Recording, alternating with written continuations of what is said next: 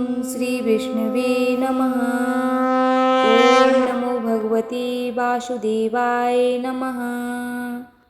प्रिय भक्तगणों, आपका स्वागत है आपके अपने चैनल सुनीता ज्ञान गंगा में। बोलिए श्री राधा कृष्ण भगवान की जय।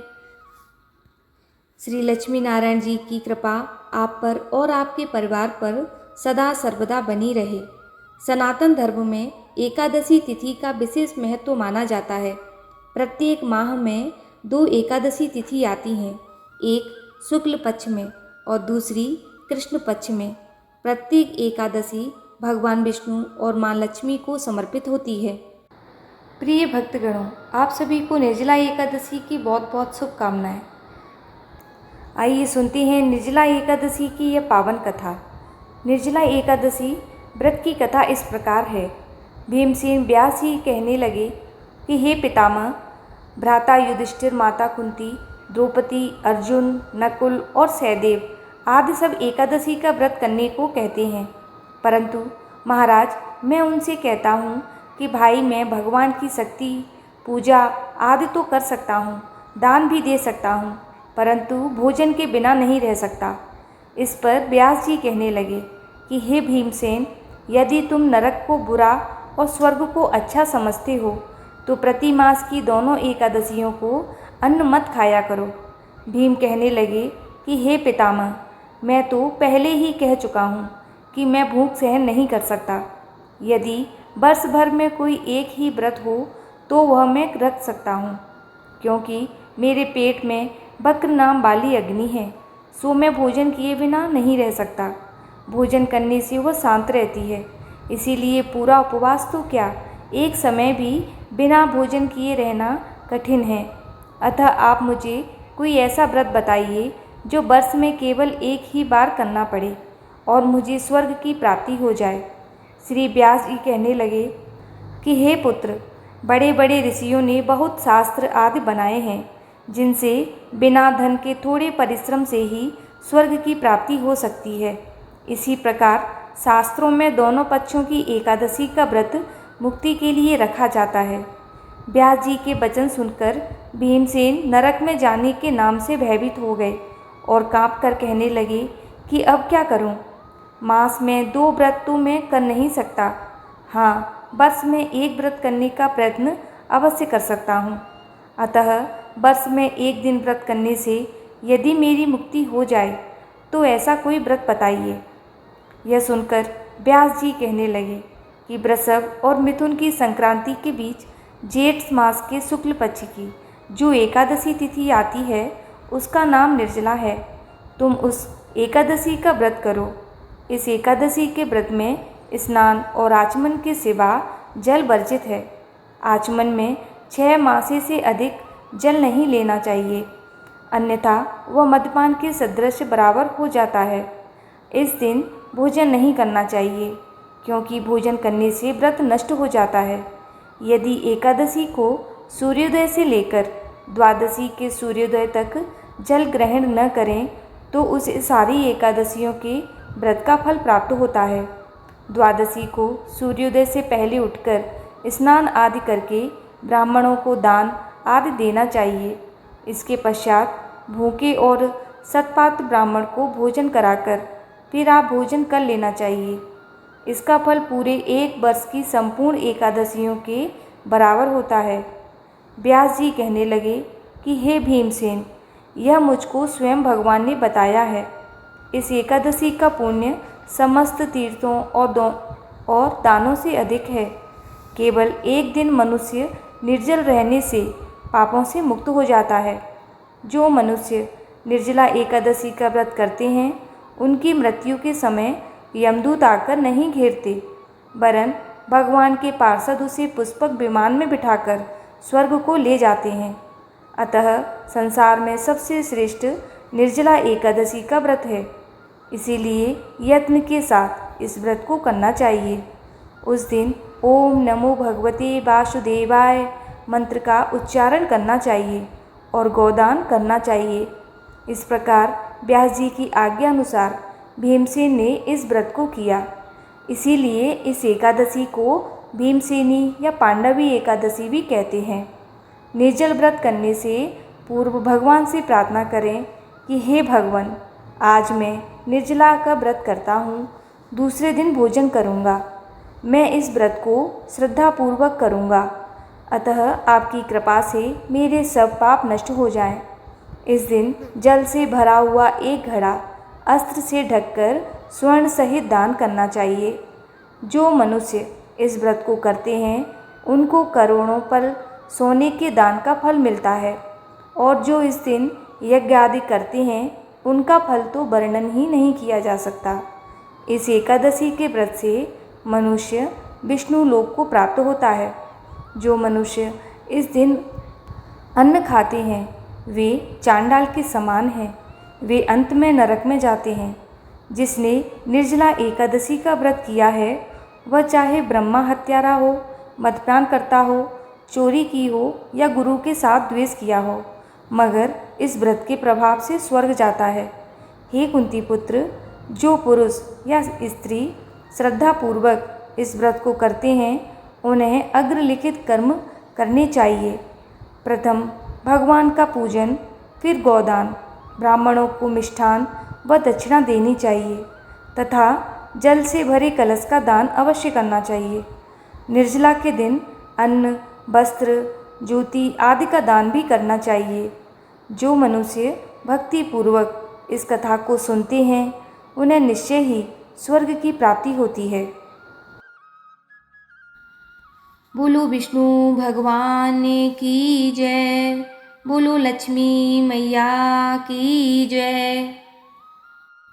आइए अब बड़ी ही श्रद्धा और प्रसन्नचित्त मन से इन मनोकामनाओं को पूरी करने वाली पावन कथाओं को सुनते हैं।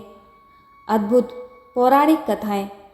भगवान श्री हरि मूर दैत्य का नाश करने के बाद बैकुंठ लोक में शेष सैया पर आंखें मूंदे लेटे थे और मन में ही मुस्कुरा रहे थे। देवी लक्ष्मी उनकी चरण सेवा कर रही थीं। भगवान को मन में ही मुस्कुराते हुए देख करके देवी को कौतूहल हुआ। देवी लक्ष्मी ने उनसे प्रश्न किया, भगवान, आप संपूर्ण जगत का पालन करते हुए भी अपने ऐश्वर्य के प्रति उदासीन से होकर इस क्षीर सागर में नींद ले रहे हैं, इसका क्या कारण है?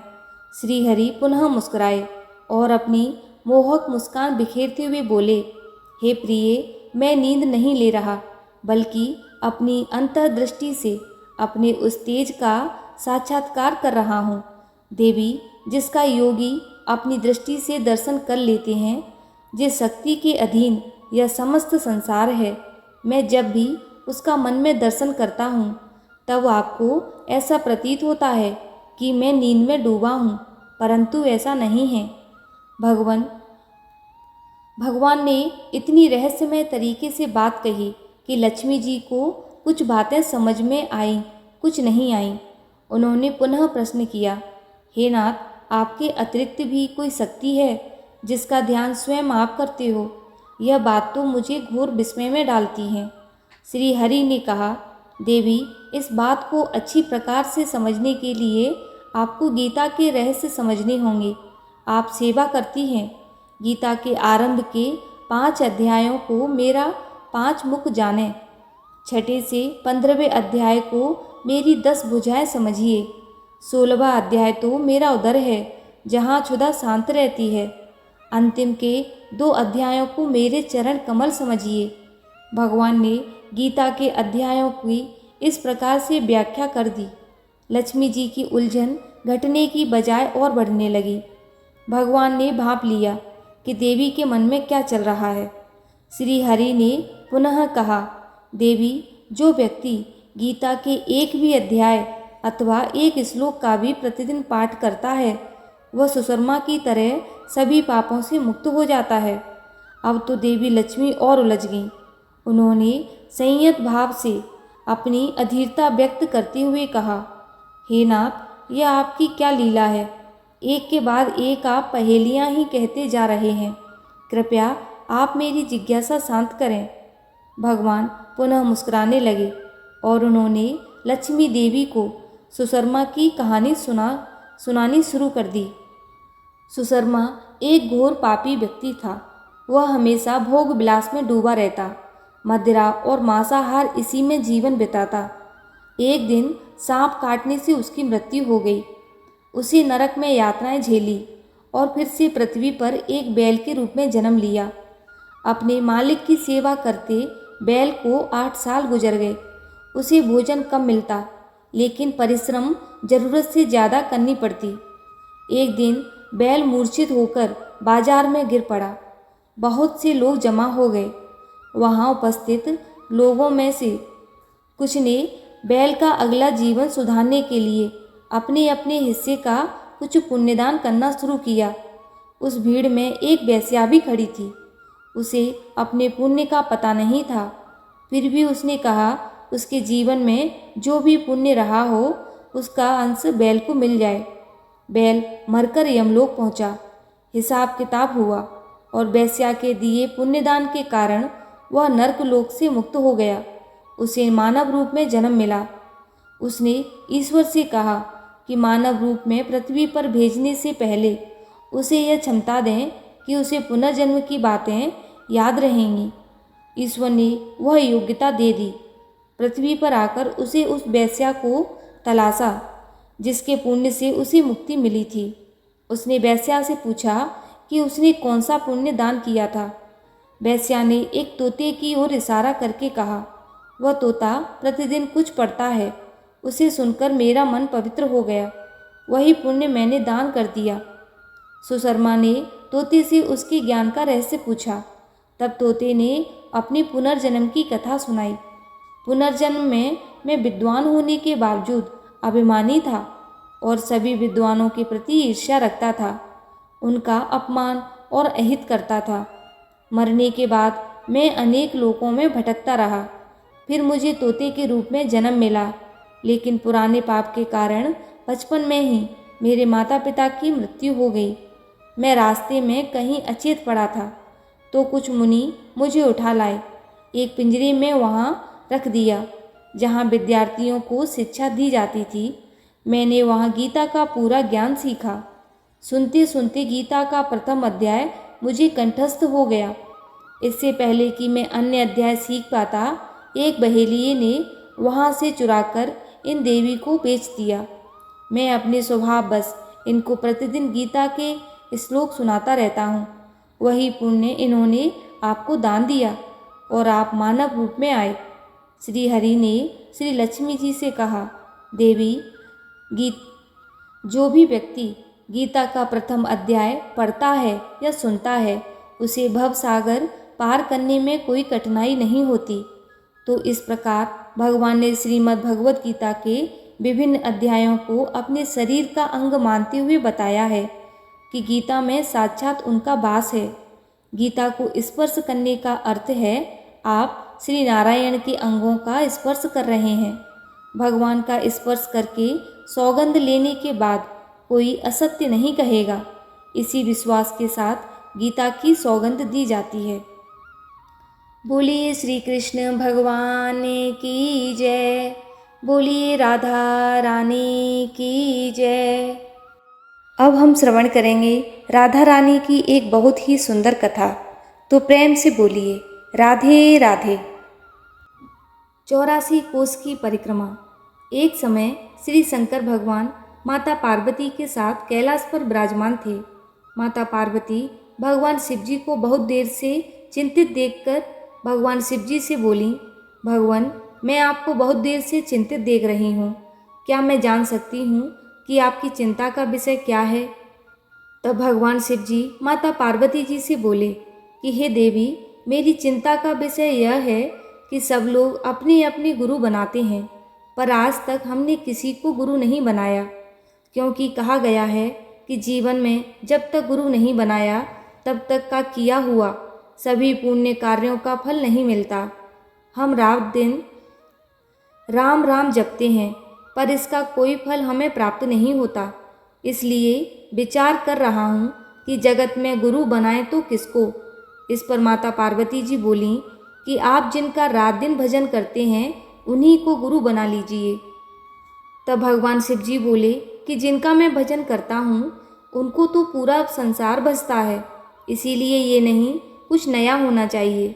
तब माता पार्वती जी भगवान शिव जी से बोलीं कि तब तो एक ही रास्ता है, क्यों ना भगवान विष्णु जी को श्री कृष्ण जी के नए रूप में और श्री लक्ष्मी जी को श्री राधा रानी जी के नए रूप में बनाकर उनकी पूजा करके आप उन्हें गुरु बना लीजिए। भगवान शिव जी माता पार्वती जी की बात सुनकर प्रसन्न हो उठे और बोले, हे देवी, तब तो मैं आज ही जाकर भगवान श्री विष्णु जी से अपना गुरु बनाने के लिए आग्रह करता हूँ। श्री विष्णु लोक पहुँचकर भगवान शिव जी और माता पार्वती जी भगवान श्री विष्णु जी से बोलीं कि ऐसे तो हर रात दिन आपका भजन करते ही हैं, पर आज तक हमने किसी को गुरु नहीं बनाया, इसीलिए हमें हमारे भजन का फल नहीं मिलता। इसलिए हमने विचार किया है कि हम आपको ही गुरु बनाएं। इसीलिए आप और माता श्री लक्ष्मी जी श्री ब्रजा नदी के तट पर पधारें, हम वहीं आपको गुरु बनाएंगे। भगवान श्री विष्णु जी और माता श्री लक्ष्मी जी भगवान शिव जी का आमंत्रण सहर्ष स्वीकार कर लिया। भगवान शिव और माता पार्वती जी वापस अपने स्थान कैलाश पर आ गए। कुछ समय बाद भगवान शिव जी द्वारा दिए गए समय के अनुसार श्री विष्णु जी और श्री माता लक्ष्मी जी श्री ब्रजा नदी के तट पर बताए गए जगह पर पहुंच गए। भगवान शिव जी और माता पार्वती जी ने भगवान श्री विष्णु जी और माता श्री लक्ष्मी जी का भव्य स्वागत किया। स्वागत में भगवान शिव जी को सभी लोकों से अलग श्री ब्रजा नदी के तट पर एक नए लोक का निर्माण किया, जिसमें अनेक गायें थीं, सभी प्रकार के फलों के वृक्ष थे, मोर तोता सभी पक्षी मौजूद थे। शीतल मंद सुगंध हवाएं चल रही थीं। एक बहुत बड़ा सोने का रत्न जड़ित सिंहासन वहाँ पर बना दिया था, जिसका श्री गोलोक धाम नाम दिया गया। स्वागत के बाद भगवान शिव जी और माता पार्वती जी भगवान श्री विष्णु जी और श्री लक्ष्मी जी को पहले एक नया स्वरूप दिया, जिसमें श्री विष्णु जी को श्री कृष्ण जी के रूप में और श्री लक्ष्मी जी को श्री राधा जी के रूप में सजाकर उस सोने के सिंहासन पर बिठाकर विधि विधान से पूजन अर्चन करके फिर उनको अपना गुरु बनाया और कहा कि महाराज, ये लोक जिसका नाम गोलोक धाम है, ये आपकी विहार स्थली है। ये सारी गाय, इस धाम में उपस्थित सभी वस्तु आपको समर्पित हैं। आप इसी रूप में सदा यहाँ निवास करिए और अपने भक्तों को मोक्ष प्रदान करिए। तदुपरांत भगवान शिव जी और माता पार्वती जी अपने धाम कैलाश को वापस आ गए। एक दिन श्री राधा जी और श्री कृष्ण जी अपने धाम श्री गोलोक में विहार कर रहे थे। दोनों विहार में इतने मदमस्त थे कि तभी उसी समय श्री राधा रानी जी के भाई वहाँ से गुजरे। श्री राधा जी और श्री कृष्ण जी दोनों ही उनको नहीं देखे और ना ही उनकी ओर ध्यान दिए, जिस पर श्री राधा जी के भाई को क्रोध आ गया कि हम यहाँ से गुजर रहे हैं और ये लोग विहार में इतने मदमस्त हैं कि इनको हमारी ओर जरा भी ध्यान नहीं है। जिस पर श्री राधा रानी जी के भाई ने श्री राधा रानी जी को और श्री कृष्ण जी को श्राप दे दिया और आप लोग में जितना अधिक प्रेम है, आप उतने ही दूर चले जाओगे। ये श्राप देकर भाई तो चले गए। तब श्री कृष्ण जी राधा रानी जी से बोले कि आपके भाई द्वारा दिए गए श्राप के फल को भोगने के लिए तो मृत्यु लोक में जाना पड़ेगा, क्योंकि यहाँ तो इस श्राप को भोगने का कोई साधन नहीं है। ये सुनकर श्री राधा रानी जी रोने लगीं और भगवान श्री कृष्ण जी से बोली कि हम तो मृत्यु लोक नहीं जाएंगे, क्योंकि वहाँ का लोक हमारे अनुकूल नहीं है। वहाँ पाप अधिक हैं, पुण्य कम है। तब भगवान श्री कृष्ण जी बोले कि चाहे वहाँ जो भी हो, श्राप भोगने तो वहीं जाना होगा। श्री राधा रानी जी मृत्यु लोक में आने के लिए किसी भी प्रकार से तैयार नहीं हो रही थीं। तब अंत में श्री कृष्ण जी से बोले कि एक उपाय है, क्यों ना हम इस गोलोक धाम को ही वहाँ ले चलें। इस पर श्री राधा रानी जी की मृत्यु लोक आने के लिए तैयार हो गईं। तब भगवान श्री कृष्ण जी सर्वप्रथम श्री यमुना जी को पृथ्वी पर आने को कहा। फिर श्री ब्रजा नदी को जल श्री यमुना जी में छोड़ा गया। इसके बाद भगवान श्री कृष्ण जी गोलोक धाम से 84 अंगुल गोलोक धाम की मिट्टी पृथ्वी पर एक सीमित क्षेत्र 84 कोस में वर्षा की। 84 कोस बराबर 252 किलोमीटर श्री बिरजा नदी का जल और श्री गोलोक धाम की मिट्टी 84 कोस के क्षेत्र में एक साथ आने के कारण इस क्षेत्र का नाम ब्रज क्षेत्र पड़ा। इस ब्रज क्षेत्र में 12 वन, 24 उपवन, 20 कुंड और नंदगांव, बरसाना, गोकुल, गोवर्धन, वृंदावन, मथुरा, कोसी, राधा कुंड आदि क्षेत्र इसके अंतर्गत आते हैं। 84 अंगुल इसीलिए कि धर्मशास्त्रों के अनुसार पृथ्वी पर हर मनुष्य का शरीर अपने हाथ की उंगली से 84 अंगुल का ही होता है।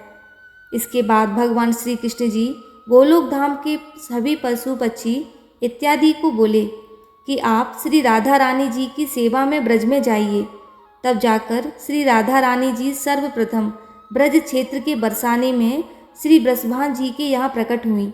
श्री राधा रानी जी के ब्रज में आने के कई वर्ष बाद श्री कृष्ण भगवान मथुरा में अपने मामा कंस के कारागृह में बंद श्री वासुदेव जी के यहाँ पधारे और बाल्यकाल की सभी लीला श्री राधा रानी जी के साथ ब्रज में की।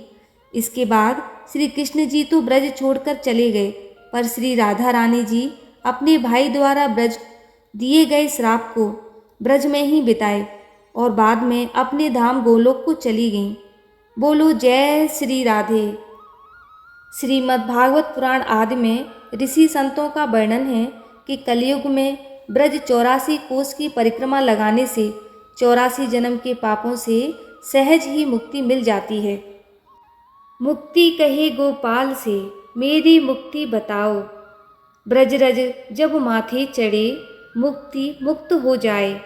ब्रज 84 कोस की परिक्रमा जो देत, जो लख 84 योनि के पाप हरि हर लेत। बोलिए श्री कृष्ण भगवान की जय, बोलिए राधा रानी की जय। भगवान श्री कृष्ण और राधा रानी की कृपा आप सभी भक्तगणों पर बनी रहे और आपके घर आंगन में आनंद मंगल बने रहे।